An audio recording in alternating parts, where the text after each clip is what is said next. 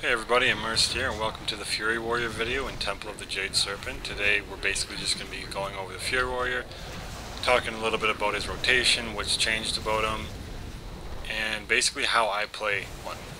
Alright, so first let's start off with something obvious, I guess. Right there you saw I'm using Bladestorm, I'm not using Shockwave, I'm not using Dragon Roar. Pure reason of that is I've always wanted Bladestorm on a Fury Warrior. I thought it would be just the best thing in the world. And it turns out I was right. I love it. And it's just awesome. AoE mobs are awesome. Having it, especially if you pop Wreck and did a Bladestorm, it's just freaking cool. I mean, imagine holding two-handed axes and spinning around in a circle for like 6 seconds. It's awesome. Alright, so since we're on the topic of AoEing, a few things have changed. Whirlwind for Arms Warriors and Fury Warriors no longer have a cooldown. So if you have the rage to sustain, 3-4 whirlwinds in a row without a cooldown, you can do it now. There's no cooldown, it's just a rage cost. So that's awesome. Thunderclap basically applies the demoralizing shout debuff. Now, there's no more demoralizing shout debuff itself, but it lives on through Thunderclap. So basically when you're going to see Blood Surge proc right there, and what that does, because it can't make Slam instant anymore because Slam in and of itself is already instant. So we have a new spell, it's called Wild Strikes, and that's basically one of our fillers. And what Blood Surge does now is it reduces the global cooldown of the next 3 consecutive Wild Strikes to the 1 second and reduces the rage cost by 20. So it's very, very useful when, for anything really, DPSing, PvP, soloing, farming, anything. It just gives you quicker attacks and more damage. One thing I will say for Fury Warriors is rage generation is amazing. I know a lot of Fury Warriors, I read a lot of forums, read a lot of posts, that a lot of Fury Warriors were having a lot of trouble with Fury generation on live even right now. So I'm here to be the good guy and tell you that is no longer the problem. However, you have more than enough rage. You can spam, Raging Blow you can spam when you're in rage. You can spam Bloodthirst. Sorry about that. You can spam Wild Strikes. You can spam Colossus Smash, Thunderclap. You have more than enough rage. So I want to talk about the stances, because I know when Mr. Pandaria Beta first hit, Berserker stance was for Bladestorming and AoEing with Whirlwind and Cleave. Not the case anymore. This is how the stance works as of the current state for the beta right now. Battle stance, you generate a high amount of rage through single target attacks. Defensive stance is basically you generate 1 rage every 3 seconds in combat and you take less damage, I believe 10% less damage, and I think a 6% less critical hit chance on yourself, I think. Now Berserker stance will be the PvP stance, because what Berserker stance does is you gain a moderate amount of rage when you're attacking, and you gain a moderate amount of rage when you're being attacked. So as you can see, defensive stance we won't really be using. Arms Warriors and Fury Warriors won't really be using that. But Arms Warriors and Fury Warriors will be bouncing back and forth between battle. If you're, in a dungeon, you're going to be in battle stance.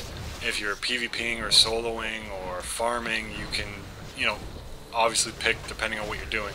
PvP, I'm sure a lot of warriors will be in Berserker stance unless, they want, unless they're confident enough that they can generate the significant amount of rage just by attacking. Personally, I think I'm going to be going in Berserker stance. I haven't tried a battleground on him just yet. But if I do, I will definitely record it for you guys and bring it out for you. Alright, so basically, as a Fury Warrior on this fight, like every other class basically, just stay on the platform. And I'm just going to open with Colossus Smash, use my Wild Strikes, use my Bloodthirst when it's off cooldown. So basically your prioritizing list will be keep Bloodthirst, Colossus Smash, Raging Blow, and Thunderclap if you feel it's necessary. If you feel your tank is taking a little too much damage, you can pop Thunderclap. But your top spells to keep on cooldown, in order, Colossus Smash, Bloodthirst, Raging Blow when it procs, and then fill with Wild Strikes. That's my personal rotation. And also, if you pick up Shockwave, throw that in there. Bladestorm, throw that in there. Or Dragon's Roar, obviously throw that in there. So as you can see, when you see the Blood Surge proc, my number 3 is my Wild Strikes, and you can see bottom right hand corner, it has a 3 saying I have 3 charges of this, use it when you want to.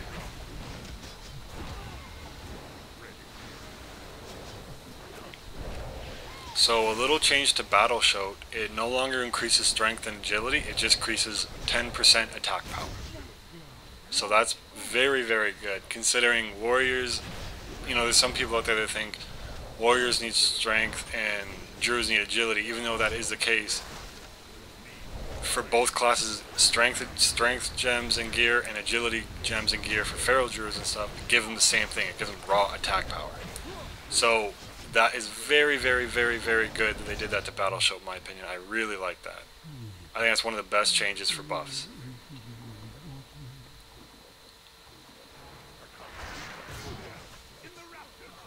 And another thing is we may not be critting as high, but also keep in mind I'm only in 378s right now, so I'm in like Hour of Twilight stuff and stuff like that.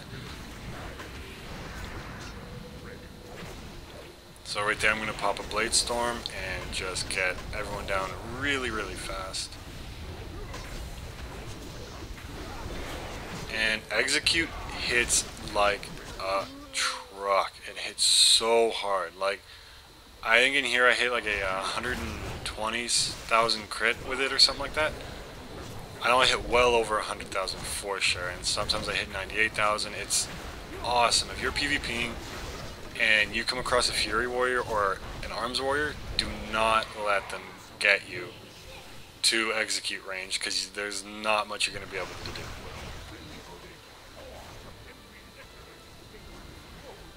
Alright, so as soon as Blood Surge procs, I make it a priority to get my Wild Strikes out there.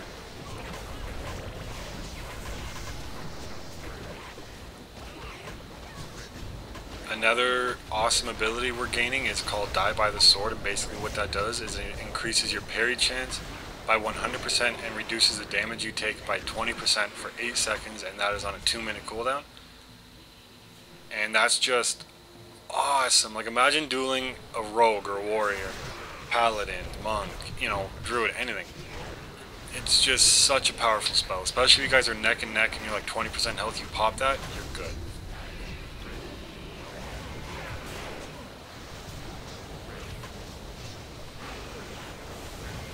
I mean, come on, going back to Bladestorm. That's awesome damage right there, and I'm not even arms. I love that. It's such a cool spell. But I'll talk about kind of what I've experienced on the beta so far with the classes I've played. I haven't really found one change I don't like, and my main realm has everything except a Death Knight, so every change basically in every class will affect all of my main characters. It's not like I only have one warrior or one, you know, Death Knight. I have all the classes. I play them frequently. So, I mean, for me to say that there's nothing I found that I don't like is very, very good. Very good. In fact, everything on every class I like is just, it isn't like, oh well, it's okay. It's amazingly awesome. It's just gonna be so friggin' cool to have. The one thing that I'm kind of cautious about is shamans no longer have a totem bar. Basically how totems work now is they have short-term buffs, if you will, and they have like short-term durations. So like kind of like grounding totem on the live right now, like it doesn't last for 5 minutes, but it does something within an X number of seconds. That's how totems are now. And you know, it's pretty, it's controversial, I'm sure. I know me, for one, I'm going to miss having my totem bar. I'm going to miss having all my totems out at once. But do I not like that? I can't really say that because I haven't played a shaman that much on the beta. But yeah, I'm very excited to try it. And of course I'll bring out the video for you guys to see, and I really hope you guys enjoy that one.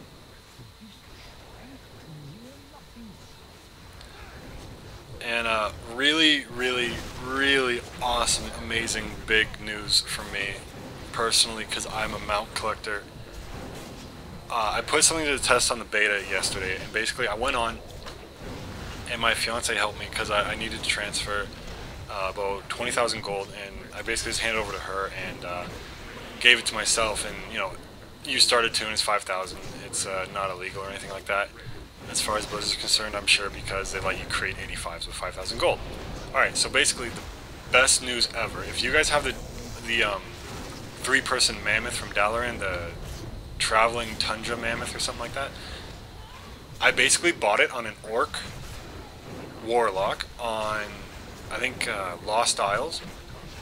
So then I then made 2 or 3 more horde characters, and every horde character I went on after I had bought it had the mount. I also have the bike. I transferred one of my paladins a very long time ago, and he was still there, and he had the chopper.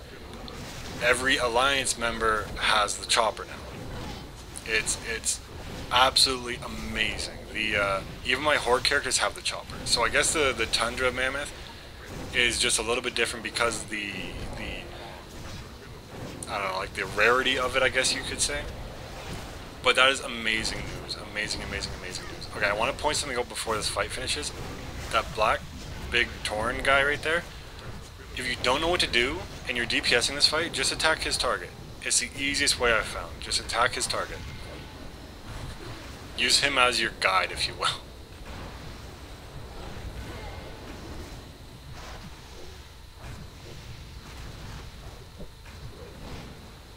Yeah, I've been playing, one of the classes I always go back to is Resto Druids. Resto Druids are, I'm sure if you've seen my other videos, you've heard me talk about it. They're just awesome, awesome, awesome, awesome on the beta. I can't wait till they hit live. Alright, so right here, just going to focus on AoE mainly.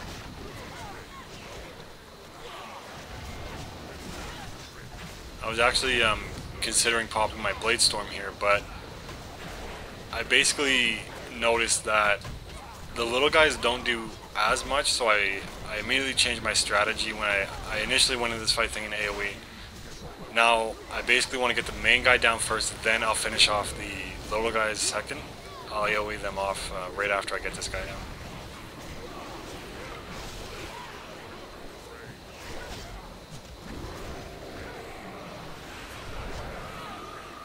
I got distracted by the Pandaren, and I'm like, where are you going, tank? And I felt pretty silly because that wasn't my tank.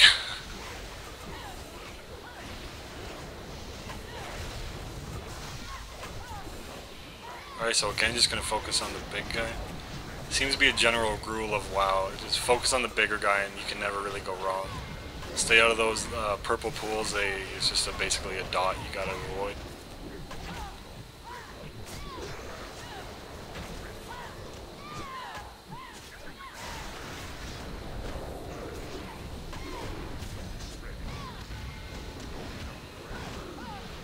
Alright, gonna heroic leap in and start basically single targeting him down.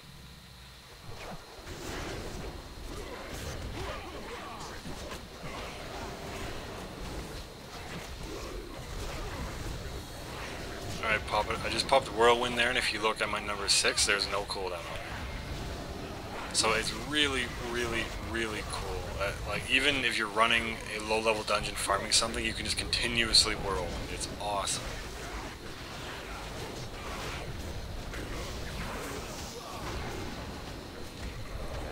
Alright, cutting to the boss just because there was a little AFK session there.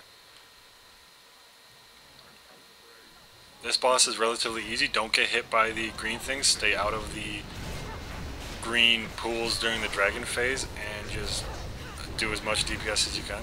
Do as much healing as you can, or hold as much aggro as you can.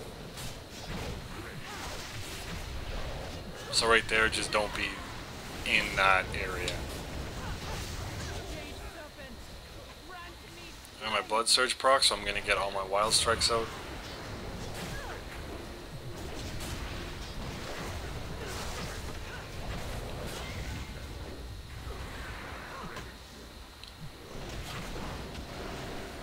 And those green circles right there on the ground, stay out of. Those will hurt.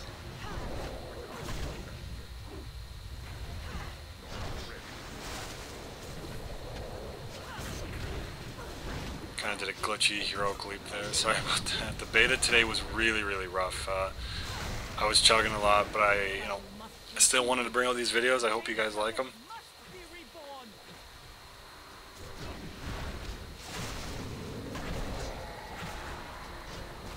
But if someone had asked me, well, overall, do you think Fury Warriors and in classes are getting better or worse in Pandaria?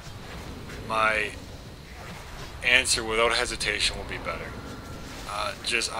From how much fun you have on them, from the spells they're getting, from the feel you have to them, it's just they're all getting better. Even though I haven't played on any on all of the classes yet on the Pandarian beta, but when I do, if I disagree with my statement now, I'll definitely mention it, but I don't think I will. I think all the classes are really getting a buff. I think it's going to be very, very cool, and I think a lot of people are very excited for Pandaria, and with good reason.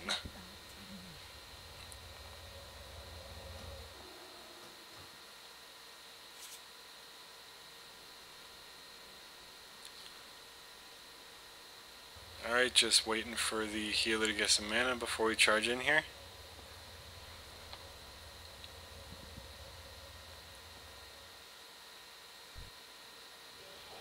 And I wanted to test this. I wanted to see if I could actually intervene the statue, and you can, and the reason I wanted to test that is for PvP reasons. So basically, if you're a warrior and you researched even a little bit, everyone knows that I believe 87, you're going to get banners that do certain things. And one of the best things about the banners that aren't in the description of the banners is you can intervene them. So if I'm fighting in the Warsong Ghost flag room, and I put my banner on the flag cap point, and I have the flag, and it just got returned, and I'm in a stun, I can trinket it and intervene my banner instantly. You can macro it in, I'm sure, so it's going to be really, really neat to see how other warriors incorporate that in their gameplay. So I'm very, very excited to see that. And you can also do it with monk statues, so you can even ask your monk, hey, you know what? Lay a statue down on the flag cap point, and I'll use it as an intervene target when, if there's a big incoming. I don't see a problem with that. Lay it down, trink it out, intervene, you're good.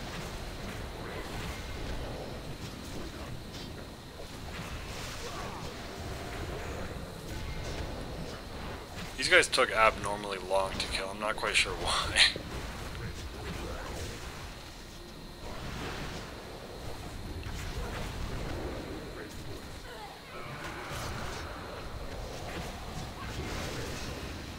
Also, I just want to take this opportunity to thank all the new subscribers. Thank you very, very, very much. I'm very grateful and very appreciative. And I really hope you guys and all my other subscribers stay for, for the entire ride, because I'm going to keep bringing out videos. I'm going to try multiple videos a day and more. And any requests you guys want to see, send them my way. I'll definitely bring out the video that very day. I'll try my best to at very least. And yeah, I really appreciate the views and the likes and the comments. Thank you guys so much. Alright, so basically just going to stack on the tank here and pop my, I was going to pop my Wreck Blade Storm, but for some reason my Wreck didn't register, so I just popped my Blade Storm. But it worked out relatively well.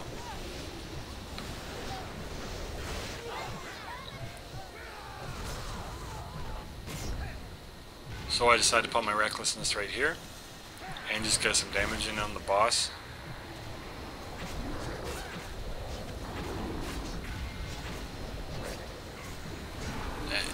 The Pandarian fights I've experienced so far, and I've done the brew factory I think once or twice. They're very, very fun. They're not the kind of fights where you're like, oh my god, what do I need to do? Very self-explanatory, very easy, and I mean, there's really no excuse anymore because Blizzard put a dungeon journal in the game. It's not like you need to tab out to read anymore, so it's very, very easy, very, very fun. And one change that I'm not sure if a lot of people know, for example, there's two battlegrounds I really, really, really, really, really don't like, and it's Strain of the Ancients and Isle of Conquest. I don't like anything in any game that takes me out of my character. I don't like to get in vehicles. I'm not that kind of player. I like playing the character I worked like 6 or 7 days on. So what you can do now is, but right before you queue for a battleground, you can say, okay, well, you go down the list, and for example, me, I would go to Isle of Conquest, and there's a little down thumb there, and what you can do is you can basically click this thumbs down on 2 maximum battlegrounds, and what that will do is when you queue for a random battleground, they will not put you in that battleground. So if I put thumbs down on Isle of Conquest and Strand of the Ancients, and I clicked and I queued for a random battleground, I would not get Strand of the Ancients or Isle of Conquest. That is absolutely amazing. I can't wait to queue now. Those are the really only 2 battlegrounds I really don't enjoy, and come Pandaria, I never have to experience them again. That's just awesome. I love that.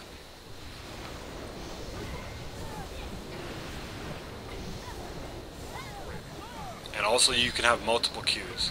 And again, this is just on the beta. Everything I basically experienced and everything I'm sharing with you guys is subject to change. But I can queue for a battleground and I can queue for a dungeon simultaneously now. You never were able to do that. That's awesome. Like, that's so good. Anyway guys, that's the end of this video. I hope it helped. I hope you guys liked it. If you did, subscribe, like, and comment. It would greatly help me. I would be very grateful for it. Thank you very much,